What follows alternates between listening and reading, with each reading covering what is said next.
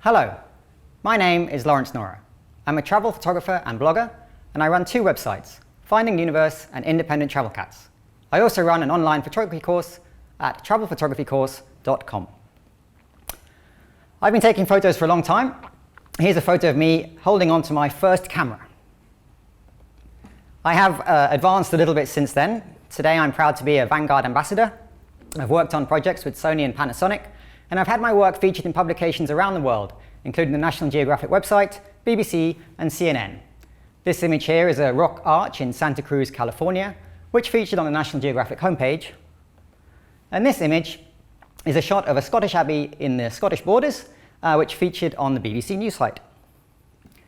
But that's enough about me. Today we're going to be talking about how to improve your travel photography.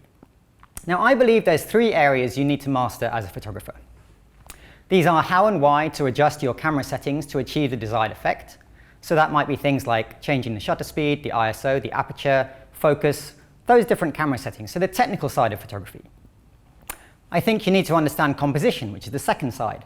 So how to compose a great photo, where to place your subject, what makes for a good photo. And then finally, how to edit a photo.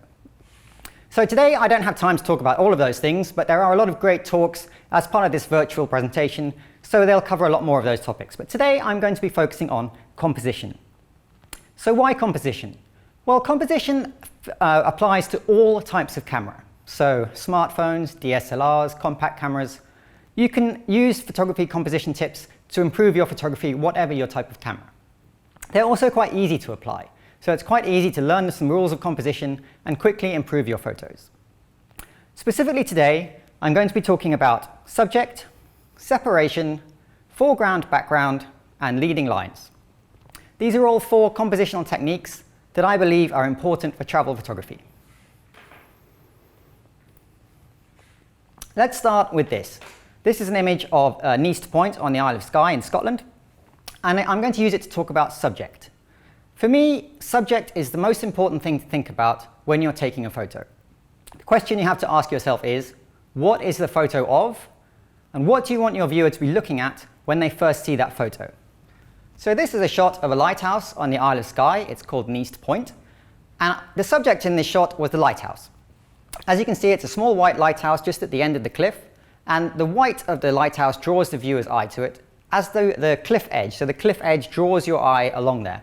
And then once you've locked onto the lighthouse, you can explore the rest of the shot. You've got the stormy clouds in the sky. You have the sea, which is quite turbulent. There's quite an exciting story going on here. And I did actually get quite wet about 15 minutes after taking this shot. So don't think, though, when you're talking about subject, that you can only have one subject in your shot. You can have multiple subjects. So, for example, this shot is of a cottage in Glencoe, also in Scotland. I was lucky enough to live in Scotland for a number of years, so I have a lot of photos from Scotland.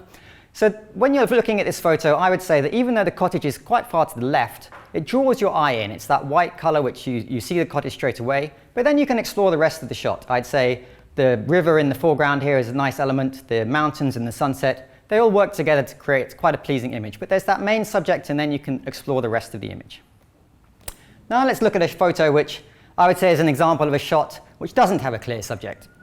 So this is actually Utah Beach, which is one of the D-Day landing beaches in Normandy. So quite famous from World War II.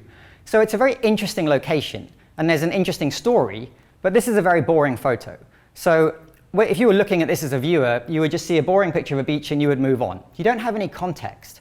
When I was visiting this beach, I sort of thought, well, this is a very interesting location, and I want to take a photo of it, but I didn't capture a good photo. And so somebody looking at this without the context isn't going to be interested to find out more about this photo. If you compare this to this photo, so this is Omaha Beach. So this is another of the D-Day landing beaches. But this one has a large memorial on it. And so using the memorial as the focal subject, it means the viewer is going to be looking at this, they're going to be a little bit interested, and they might want to find out more about this image. So they will probably read the caption or read the description I've put in there, and they're going to be wanting to find out more about this location. We are competing online and in print with a lot of different images. So for your images to stand out, you have to make it really easy for your viewer to want to engage with that image. So we're just going to look at a couple more images here. with some very clear subjects. This is the Duomo in Florence in Italy, and that's obviously the subject of the image. It's very clear, there's nothing else that's distracting. And then this shot of a puffin in flight in Iceland. Again, a subject doesn't have to be very large or it doesn't have to be very small. There's no sort of rule there. The main thing is it's going to draw your viewer in. It's going to be the first thing they really want to look at and is the main focus element of your image.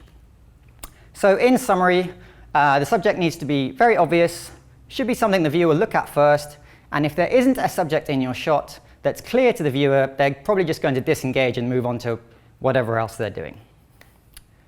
So the second thing I want to talk about today is the concept of foreground and background. So this could also be talked about as depth in your image.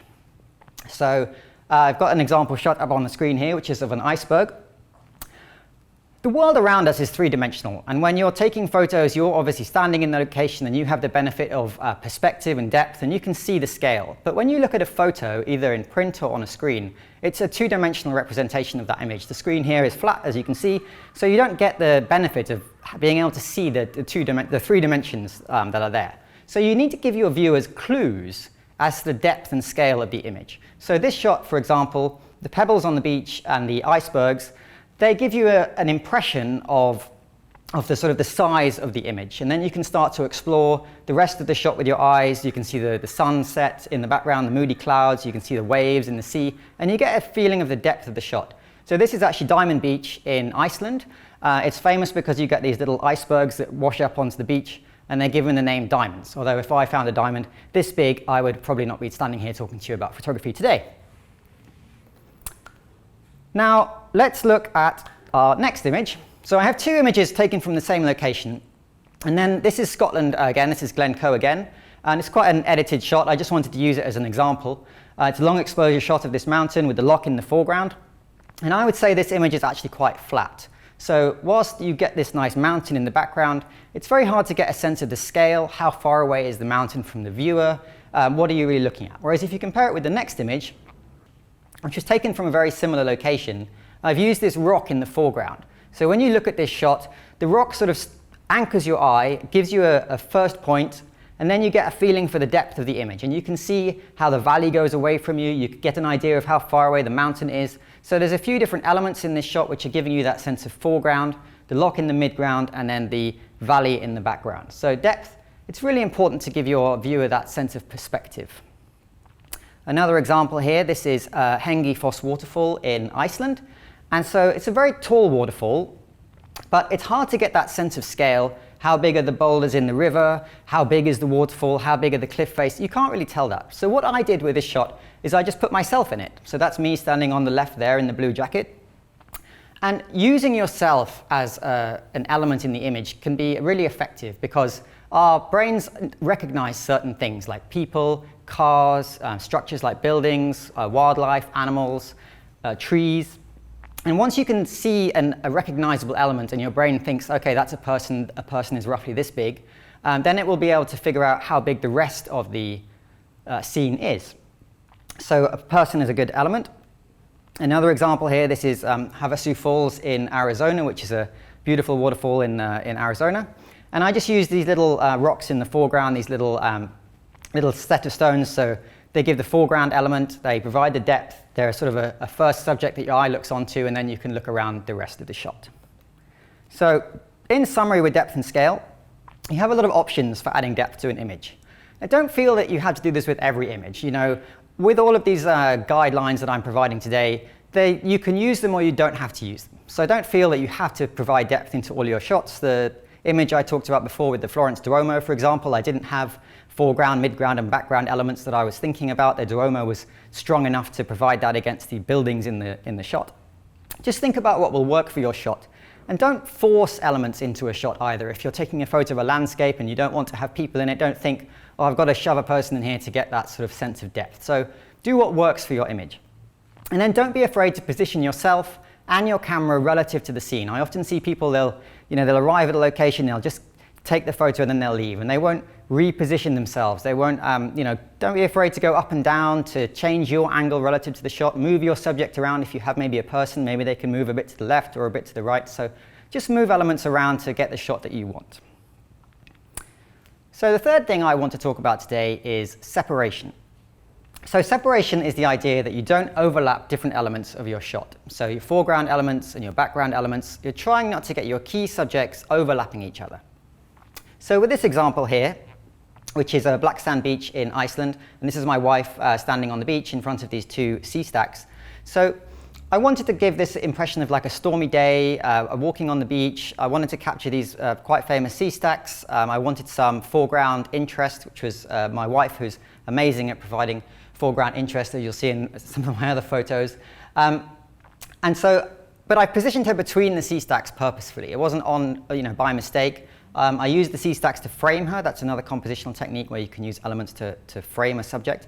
But I didn't want to place her in front of the sea stacks. I mean, that seems very obvious. You don't want to obscure, one of your elements with another one of your elements. But it's something you have to be conscious about, because she might have just been standing a couple of feet to the left and I would have got the photo and not really thought about it. And then after the fact, I would have been like, oh, she's right in the way of that shot. So think about what your viewer is looking at. And also think back to that sort of three-dimensional versus two-dimensional thing I was talking about before.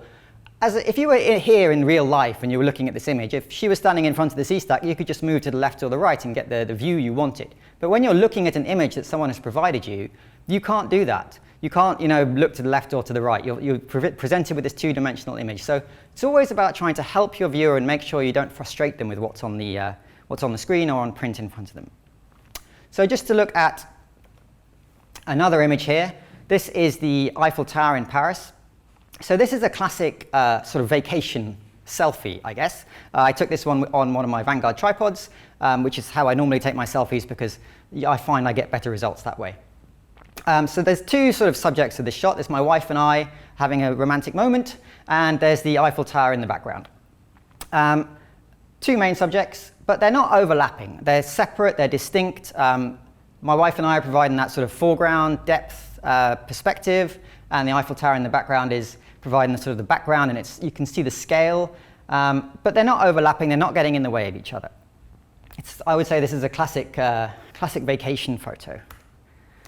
The next image, this is the Blue Mosque in Istanbul in Turkey, in Istanbul specifically, and in the front here we have a number of yellow tulips, and Turkey is famous for the tulips that come out in springtime.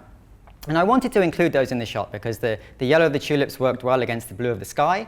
And it also allowed me to sort of mask some of the mid-ground elements between the tulips and the mosque. There's just, there's some roads and there's some benches. There's nothing particularly interesting to the viewer. So I didn't want to obscure the mosque in the flowers because I thought they would, you don't want to lose it. But I didn't want to, I wanted them in the shot. So it was just a question of positioning myself so that I could get all the elements that I wanted in the shot without them sort of mushing into each other and not having that sense of separation that I was looking for. So you can see the shot is framed there by the palm tree, which again is slightly overlapping part of the mosque, but not in a way that's too distracting to the viewer. So I think I achieved separation fairly well in this shot while still getting the effect I was looking for. So in summary, separation, just try to keep your subjects separate from each other. If you have empty areas of a shot, like in the black sand beach photo I shared before, you have the sky, you can use that. It's an empty space. You might as well put somebody into it. If you're taking a shot of people against a background, if you have trees or something in one part of the shot, but you have empty sky in the other part of the shot, try and position your people so they're not getting lost into the trees. Background foliage, you can very easily lose people in that. They blend into it. Whereas if you have a nice empty section of sky, just put your people against that. So the last topic I want to talk about is the idea of leading lines. And leading lines are a great way to lead your viewer into a shot. So I've got this shot up here of a church in Iceland. And you can see that there's this very colorful road at the bottom of the shot, which leads the viewer to the church, which is the main subject. So the little path, the little colorful path is the leading line. And that's the first thing you do when you look at this shot. You'll look at the leading line, you'll look at that colorful road, and you'll want to follow it with your eyes. Quite a natural thing to do. We like to follow roads or lines. And so you follow it to the church, which is the sort of the mid-ground, it's the main subject. And then you have the background of the mountain, and you've got the houses around which kind of frame it. But you have this very clear leading line. So a leading line can be anything really that's just going to draw the viewer's attention and make them follow the path. So you can have roads, you can have power lines, you can use rivers, cliff edges like the shot of the lighthouse I shared earlier.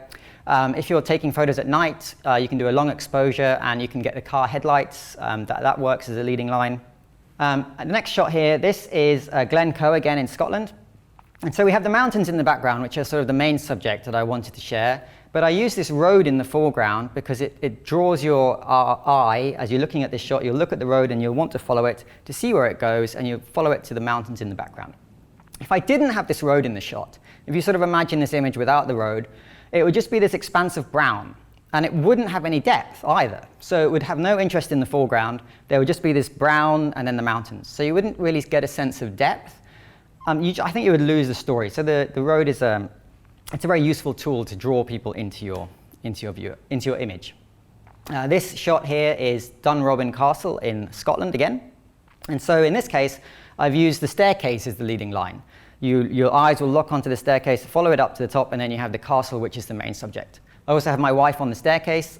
She's providing a sort of human element, the idea of scale, and also a nice splash of red color. And it sort of gives the viewer the impression that they can visit, they can go and take a look at this castle, and the leading line there, obviously the staircase. And last image, I think, on leading lines is this shot, also in Scotland. This was taken at sunrise in May, so it was about 4 a.m. And you've got the road here leading the viewer's eye to the mountains in the background. A road is such a great, I think a road, just to talk about roads a little bit, as a travel photographer, I find roads to be a really great subject because they give you that impression, that idea of being on the road, that idea of a bit of freedom. They can take a viewer somewhere and give them an idea. And so as well as being a great leading line, they're also an interesting subject. So leading lines, in summary, they're a great way to help a viewer find the subject in your image. You can link different subjects together, and they can give an image depth. So leading lines are quite a powerful tool for composition. So I'm going to put it all together in this last image. So I've talked about 4 things today, and I think this image kind of has all 4 of those in it. So the first thing, we've got a clear subject, which is the tree in the foreground. This is a shot of a lone pine tree in Scotland. The loch in the background is Loch Morar. And the tree is the main subject, but the tree is not, it's separate, I would say, from the rest of the shot. It's not overlapping any of the other elements in a way that is distracting to the viewer. So once you've seen the tree, your eyes might drift over to the road, which works as a leading line and drives you to the back. So you also have that sort of foreground and background. You get the scale provided by the tree, but also by the road. And then you have the background elements of the mountain and the loch.